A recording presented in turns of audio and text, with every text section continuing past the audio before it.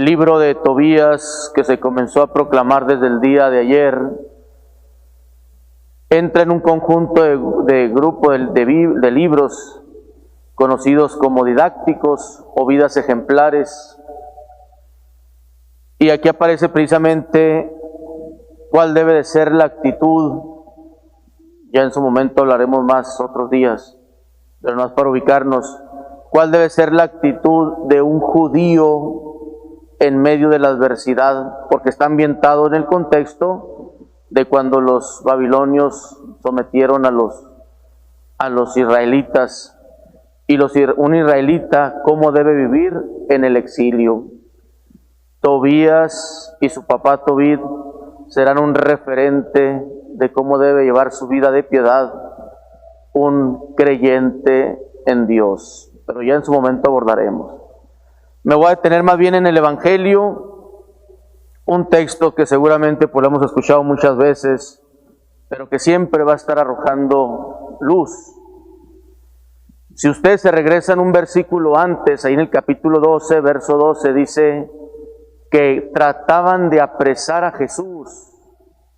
Ya le traen ganas a Jesús, ya su actitud, su proceder, su enseñanza incomoda a las autoridades, tanto judías como romanas. Y hoy particularmente estos dos grupos, símbolos de poder, tanto en lo religioso como en lo político, le lanzan una pregunta capciosa. Lo que responde prácticamente Jesús quedaría mal. ¿Es lícito pagar el tributo al César? ¿Cuál es el contexto? Allá por el año 63, 64 antes de Cristo, invadieron los romanos la región de Palestina, todo lo que abarca desde Galilea, Samaria y Judea. Empezó a ser ese territorio palestino pues una especie de colonia romana. Se somete a la autoridad de un poder político muy superior. Pero por otro lado, el israelita creyente sabe que tiene como máxima autoridad a Dios. Pedro lo llega a predicar ahí en Hechos de los Apóstoles, ¿verdad? Capítulo 5, verso 29. Hay que obedecer primero a Dios antes que a los hombres. ¿Cuál va a ser el dilema para un israelita? ¿Hasta dónde puede tener injerencia la autoridad romana en la vida de un creyente que tiene como centro a Dios?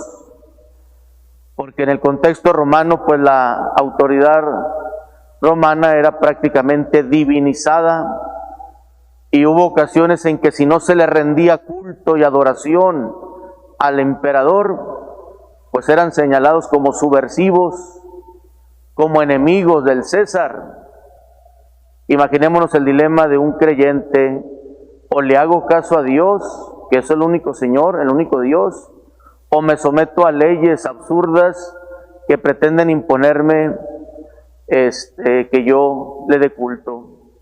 El israelita conoce perfectamente la ley: amarás al Señor tu Dios por encima de todo, Deuteronomio 6:5, ¿verdad?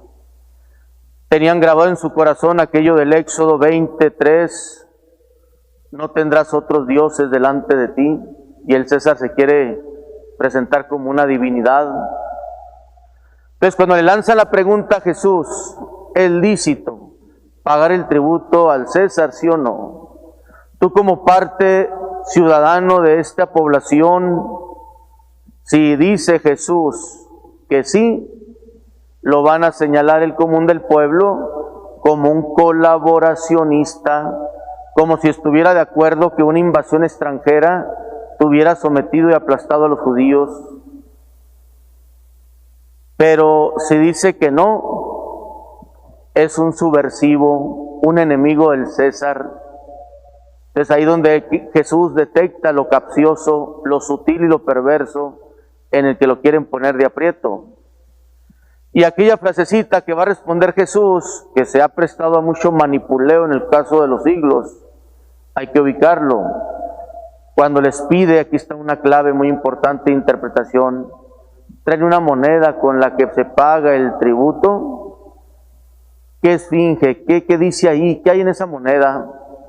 ¿Y quién está ahí? Pues que el César. Y fíjense la frasecita, den al César lo que es del César y a Dios lo que es de Dios. Alguien literalmente puede decir, una cosa son las cosas temporales y otra las cosas de Dios. Falso. Primero, ¿qué dice el libro del Génesis? Capítulo 1, verso 26. Y creó Dios al hombre a su imagen y semejanza. El ser humano ha sido creado por Dios. La imagen de aquel hombre es eso, un hombre en la moneda, no es la de Dios, ciertamente. Y aún así, el ser humano, aunque tenga referencia a la autoridad civil, no puede tener la última palabra si rivaliza o se opone a la autoridad de Dios. Ese que está en la moneda, el César, es un ser humano, no es Dios. Y el ser humano está subordinado a la autoridad máxima para un creyente, que es Dios. En pocas palabras, ¿qué le está diciendo? Sí, ciertamente está la autoridad civil, temporal, humana, pero nunca estará al nivel de la autoridad divina. Y toda autoridad, aún constituida por leyes humanas, pretendiendo usurpar el lugar, la palabra de la autoridad máxima que es Dios, el ser humano no está obligado a someterse en conciencia. Claro que eso le incomoda a la autoridad civil, porque a veces se atribuyen precisamente cosas que no le corresponden y queriendo también interferir donde no corresponde. Incomoda esto, sí, porque dice el Concilio Vaticano II, sí, por autonomía de las cosas temporales, significa que Dios no tiene que decir nada, ni en el deporte, ni en la política, ni en la cultura, y en cualquier área donde esté un ser humano. Dice, está mal entendida esa autonomía de las cosas temporales. ¿A cuánto les fascina que no les denuncien sus tranzas, sus corruptelas, sus mañosadas, sus abusos de autoridad? Aquí no tiene que ver nada Dios, cada quien haga lo que pueda. Falso. Donde está una persona, ahí tiene que decir algo Dios, necesariamente. Le guste a quien le guste y le pueda a quien le pueda. Entonces en esa frase Jesús está diciendo, primero es Dios por encima de cualquier autoridad y ley. Y el cristiano en su conciencia tendrá que ir buscando lo que es precisamente grato a los ojos de nuestro Dios. Vamos a pedirle al Señor en esta mañana que nos ayude siempre a estar ubicados desde su palabra, el lugar que le corresponde a Él por encima aún de las cosas temporales.